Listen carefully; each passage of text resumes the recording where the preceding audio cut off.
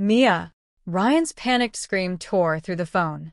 I dropped it in the sand and sprinted toward the sea, Ethan's voice shouting my name from the call, growing desperate and helpless. But after that, there would be no answer. The last thing they saw from us was the endless stretch of blue sky. By the next day, Mia and I were safe on another island.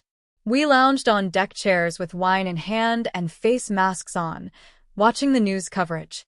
On screen, Ryan looked pale and shaken, and Ethan's eyes were bloodshot. They sat together in the back of a black SUV while the reporter announced that renowned designer Aria Nolan and her sister Mia had gone missing on their island vacation and were presumed dead. Both husbands had rushed to the scene to join the rescue efforts. Mia scoffed at the screen. Too late. They should have thought about this before they cheated. I nodded and swiped to the next report. This one was even juicier, headlines flashing about Ryan Hayes' suspected affair. A gossip video had surfaced, showing him holding hands with another woman and a little girl, their daughter. The footage had been uploaded a week earlier, but was only now blowing up online. Comments flooded in beneath the clip. Am I the only one who thinks the timing's suspicious? His secret kid gets exposed, and suddenly his wife goes missing. Another read, rich people drama is wild. Others argued it was fake, that people were just reaching. I noticed Mia's face darken. I quickly turned off my phone, but she just sat there staring at her wine before knocking it back in one gulp. Her voice came out in a whisper. How did we end up here, Aria? I sighed and brushed a hand over her hair. Maybe that's just how men are, I muttered. She didn't answer, just buried her face against me. Later, her muffled words nearly broke me. Ryan was such a good actor. Even now, some part of me still wants to believe he loved me. Remembering Isla's smug voice on the phone, I clenched my jaw. Mia, men like them don't deserve our tears. Let's enjoy what we've got. I've made enough from my designs to keep us comfortable for decades. Don't let one man destroy your peace. I knew my sister well. Ever since we were kids, Mia had always loved nice things. Yet when she fell for Ryan, she gave it all up to stand by his side, even when he had nothing. They lived off instant noodles twice a day, and she never complained. Later, when Ryan rebuilt Hayes Group and reclaimed his father's empire, Mia thought she'd finally made it. But then that woman and child appeared, and her world shattered. Thankfully, we still had a way out.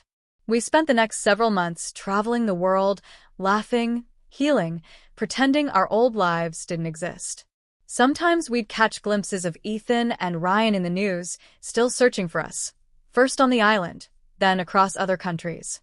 They even released public statements swearing they wouldn't stop until we were found. But by then, we were long gone that they'd already found new people to fool around with. So, why couldn't they just leave us alone? Whatever game they thought they were running, we weren't buying it. 3 months slipped by. We were still out there on our own, still keeping our distance, still unwilling to forgive. Mia and I had tucked ourselves away in a little hometown spot, a touristy kind of place that always seemed alive, shops lining the streets, cozy cafes on every corner, and trails that wound along the coast. I rented a small courtyard house, nothing fancy, but it gave us peace. No one Mia around, life felt simple, calm, and oddly comfortable. One morning she leaned back in her chair, coffee steaming in her hand, her voice soft and lazy. Aria, these last few months have been wonderful. I'm really happy. That was Mia all over. Never the ambitious one. Always easy to satisfy, no matter where she landed. I shot her a look and rolled my eyes. You've got no standards. This is enough to make you happy. But instead of agreeing, she shook her head, handed me a roasted orange still warm in the peel, and said, No, Aria. It's not enough. These months gave me time to think, but you still haven't let go. She dragged out the words, grinning at me like she had some secret. I smacked her lightly on the head. Quit the dramatics. Just spit it out. Shrinking back with a laugh, she finally confessed. There's a band playing tonight at the little bar across the street. Your band. Your favorite. And she arched her brows in that playful way. They're holding a mixer. Plenty of cute guys. Dress up. Go have some fun. Maybe even find yourself a new boyfriend. Stop wasting your energy on that jerk. I blinked at her, stunned, and then laughed so hard I nearly spilled my drink. Mia, are you actually setting me up to find a boyfriend? You really are my good sister. The truth, though, I hadn't gotten over Ethan. Not even close.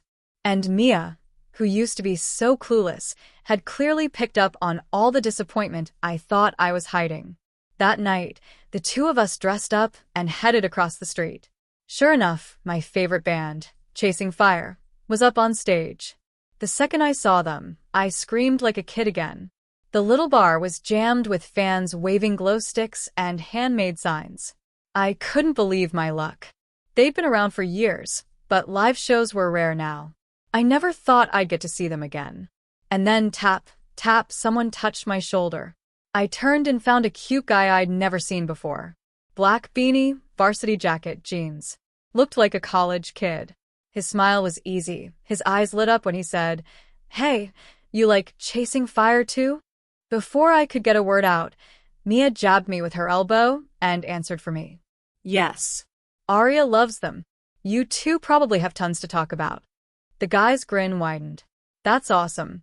I'm Ben Dean, junior at the local university. If you're visiting, I could show you around." He was genuine, friendly, no edge to him. No reason to say no. We swapped numbers and spent the show together.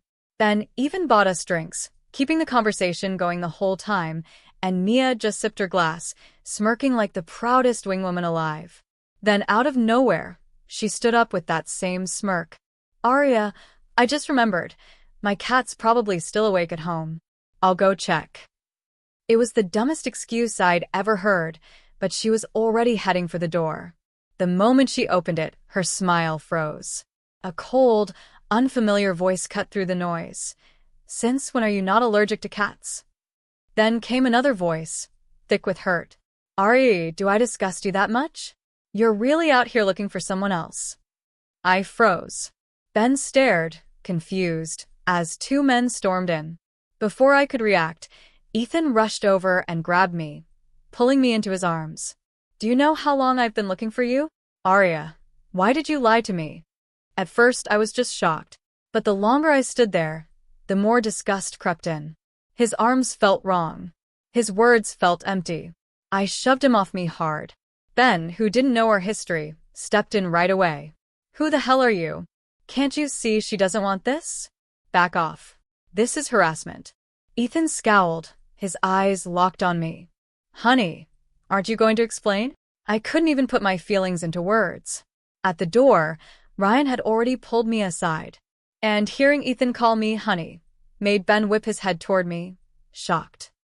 I could only shake my head at him, whisper an apology. His face darkened. Then he walked out. Shrinking back with a grin, she finally confessed. "There's a band playing at the little bar across the street tonight, your favorite band. And there's a mixer, too. Lots of cute guys. Dress up, go have fun. Maybe find yourself a new boyfriend. Stop wasting time thinking about that jerk." I stared at her, caught off guard, before bursting into laughter. "Wait, Mia, are you actually trying to set me up? You really are the best sister." The truth was, I still hadn't gotten over Ethan. Not in 3 months, not at all. And Mia, clueless as she sometimes seemed, had noticed every bit of my disappointment. That night, she and I dressed up and headed over to the bar. And sure enough, my favorite band, Chasing Fire, was up on stage. The moment I saw them, I screamed like a teenager. The place was packed with fans holding glowing signs, and for the first time in a long while, I felt genuinely lucky. The band had been around forever, and live shows had gotten rare. I never thought I'd see them again. In the middle of the crowd, someone tapped my shoulder. I turned to see a guy I didn't recognize.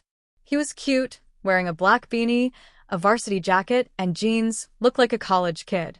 His eyes lit up as he smiled at me. "Hey, you like Chasing Fire, too?"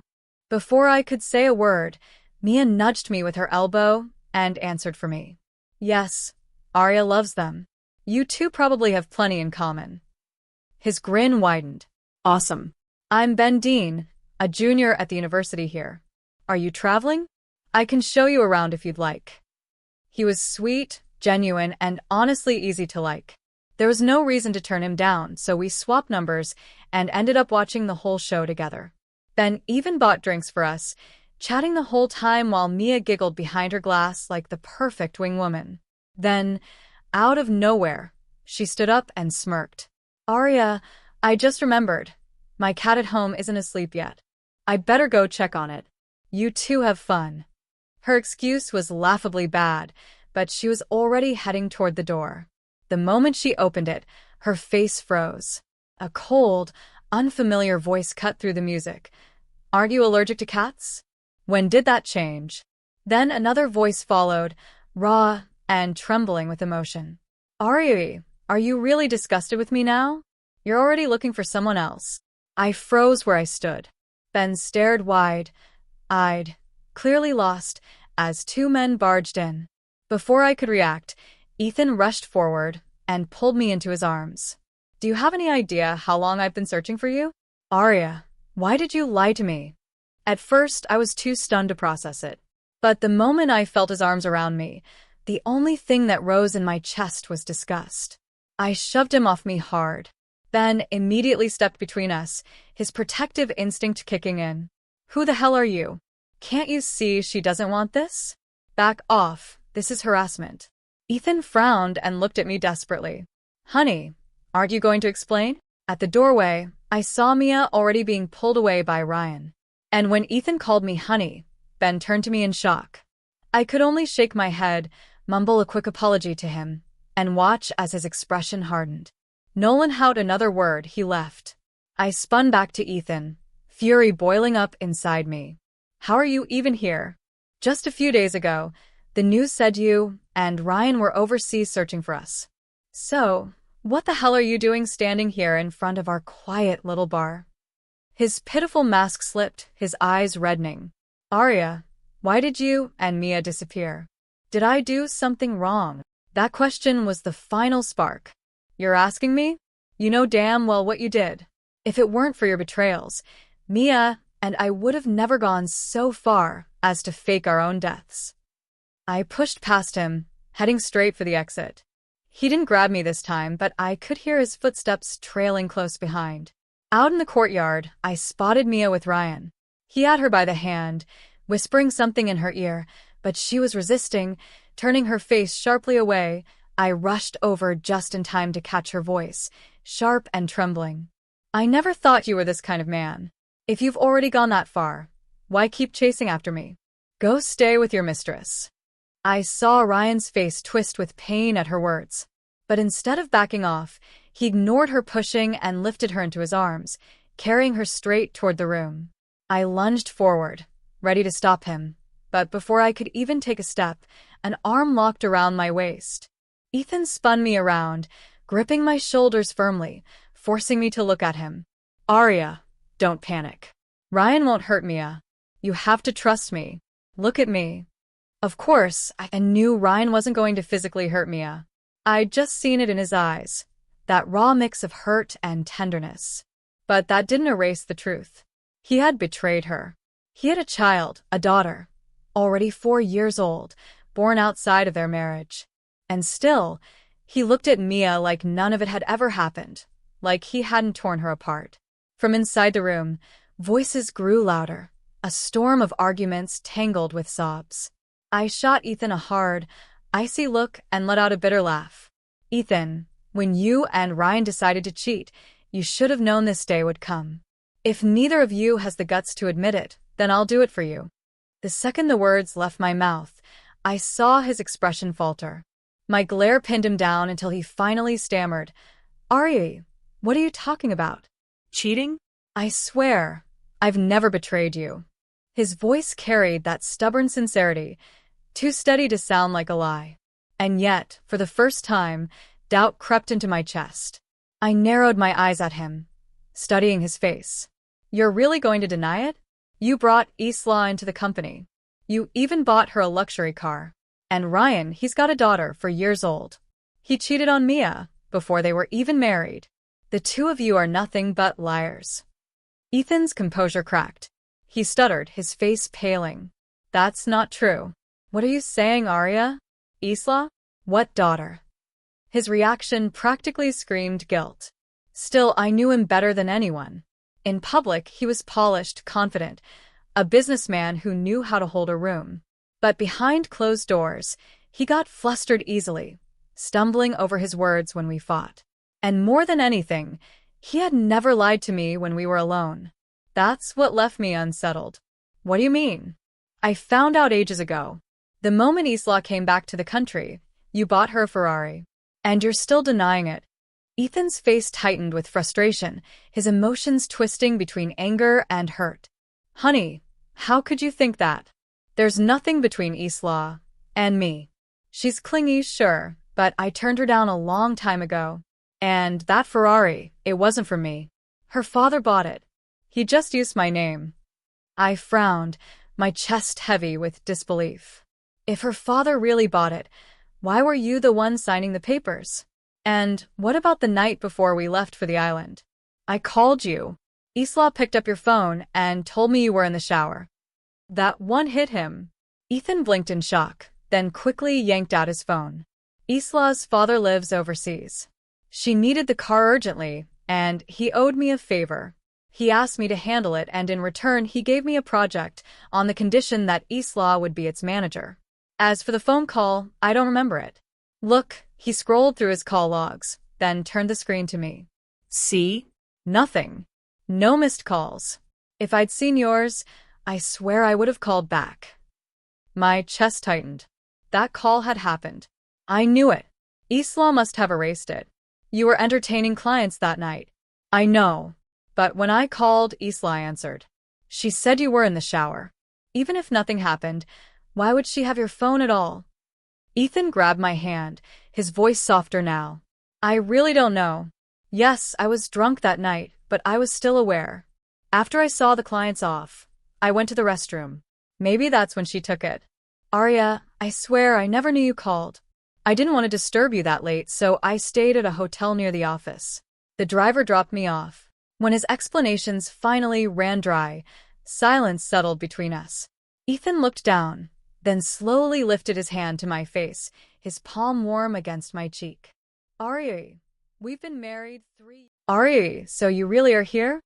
A sharp, feminine voice cut through the moment.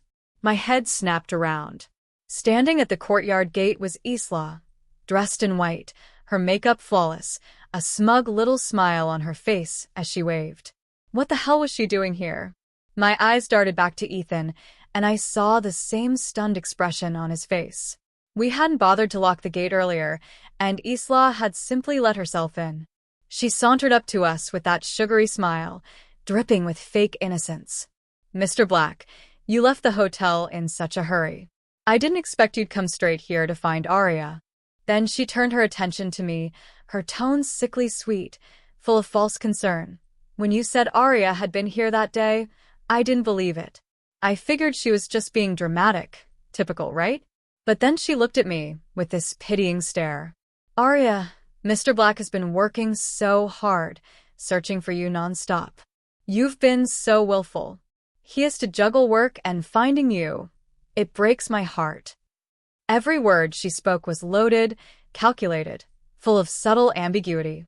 I frowned, and Ethan's face darkened instantly. Isla, stop twisting things, I said. Her face stiffened, but before she could answer, there was a sudden, loud bang. A crash echoed from inside, followed by Mia's furious voice. Ryan, do you think I'm an idiot? That little girl looks exactly like you, and you're still trying to lie to me?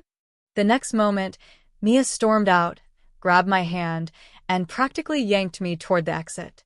Her grip was so strong I stumbled, barely keeping pace. Ethan and Ryan tried to follow, but Mia whirled on them with fire in her eyes. If you dare follow us, you'll disappear again, she shouted. Both men froze, helpless, as we walked away. Mia dragged me through winding streets until we finally stopped, breathless, at a roadside bench. I couldn't even notice the view. We were too out of breath to care. After a moment, she looked at me, frowning tight-lipped. Arya, we've been caught. Yeah, I admitted quietly, we've been caught. I had no idea what Ryan had said to set her off like that, but she looked deeply upset. Before I could even speak, she began spilling everything. Ryan had dragged her back to the courtyard, furious and confused about why she'd faked her death. To him, it was unforgivable. Mia thought he was pretending not to understand. After all, we'd both seen gossip accounts with photos of Ryan and a woman with a child. The little girl looked just like him. If it weren't true, Ryan would have clarified long ago. He always cared about his public image. Even during our absence, more photos had surfaced. Ryan claimed he'd spent all his energy searching for Mia and didn't bother correcting the false rumors. Mia didn't buy it. Then she found one of his old diaries, from 8 years ago, in which he wrote about a mysterious girl he had been infatuated with. That was the final straw. She ran and dragged me along. But knowing Mia's impulsive streak when it came to Ryan, I began to wonder. Mia, did you actually ask who that woman and child were? She froze. No, she admitted. But Arya, you saw the photos. That girl really does look like him. A silence fell between us, and my doubts started creeping in. Earlier, I'd wanted to trust Ethan. Deep down, I already did. Our fake deaths had been a rash, drunken decision, made in anger. We had no concrete proof, no clear betrayal. And for months, those two men had been searching everywhere for us. Ethan's words earlier, the look in his eyes, I couldn't ignore it anymore. Even Isla's sudden appearance felt suspicious rather than scandalous. Mia, I said slowly, we don't actually have solid evidence, do we? She wiped away tears and looked at me in confusion. What? Maybe we should trust them a little. If they lie to us again, then we'll divorce them. Mia went quiet, then nodded. We decided to head back to the cottage. As I stood from the bench, I noticed a few men in black trailing behind us, bodyguards, no doubt sent by Ethan and Ryan. When we reached the courtyard, there they were, Ethan and Ryan, side by side, visibly relieved to see us. Isla was gone. Mia still looked furious. She brushed past Ryan without a word and shut the door in his face. Ethan looked at me with pleading eyes, but I wasn't ready either. We're flying back to New York tomorrow. I wanted to believe him, but I needed closure. I asked carefully, what exactly is your relationship with Isla? Were you ever involved? Why did she join your company when she returned? And the car, can you prove it wasn't from you? Why was she at the cottage last night? Were you staying at the same hotel? I hesitated, looking him in the eye. If you answer honestly, I won't leave again. Ethan's eyes shimmered. He lifted a hand slightly, then dropped it, restraining himself from hugging me. Isla and I were never involved. She was my childhood neighbor. Her father once helped my family's business. When she came back from abroad, he asked me to give her a job for a while. I frowned. And the car? I asked. He pulled out his phone and showed me a thread of messages. It turned out Isla's father really had asked him to buy the car in his name, and he'd also helped her settle in while she adjusted. And the hotel? I pressed. He explained, Isla heard from my assistant that I was going to that town. She followed me and booked a room at the same hotel without telling me. He looked at me. I met her eyes. She likes you. Ethan nodded solemnly. I'm sorry, Arya. I didn't know she was deliberately making things difficult for you. I'll have her removed from the company. Her father has been kind to me, but I won't let her come between us again. Have I explained everything clearly? I stared at him, and for the first time, I noticed how much weight he'd lost. All the resentment I'd been holding onto just melted away. I'm sorry, Ethan, I whispered. Tears pricked my eyes, and I threw myself into his arms. The once imposing CEO broke down, crying like a child. Arya, I was terrified. I couldn't believe you didn't trust me, he choked out. He was turning 26 this Christmas. Seeing him like this, red-nosed, vulnerable, was almost funny, but also painfully heartbreaking. I'd always known he was a softie under that tough exterior. I realized then how cruel my plan to fake my death had been. He held me tighter, burying his head in the crook of my neck. Guilt washed over me in a wave. And for a brief, cynical moment, I thought, tears really are a man's best weapon. Once the emotion settled, I remembered Mia. I sent her a message, and she replied instantly. Mia, Arya, Ryan wants me to meet the woman and little girl in person. Come with me, followed by a pleading emoji. Okay, I typed back. Mia added that Ryan didn't want to wait another second. Honestly, I already believed him, but he insisted. I felt a little awkward. Arya, help, Mia messaged. We're meeting at the coffee shop near Hayes Group HQ.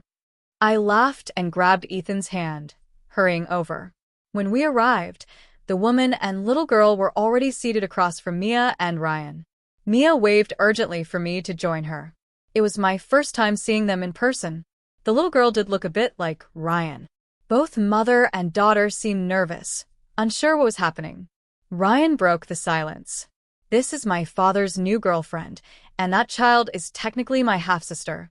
Mia's eyes widened. The woman looked maybe 25, while Ryan's father was approaching 50. She smiled brightly. Ryan, you're willing to acknowledge me? She asked, turning to the little girl. Mia, say hello to Ryan. From now on. Ryan cut her off, his voice cold. I only brought you here to clear things up with my wife. I have no relationship with Gavin Hayes anymore. You chose to have his child. That is not my responsibility, and I will not provide support. The woman's face went stiff. She tried to argue. Ryan, even if you won't. No, Ryan snapped firmly. We have no relationship. And tell Gavin if he sends anyone else to disrupt my life, I'll make sure he ends up in a nursing home overseas. The woman fell silent, then left the coffee shop with her daughter.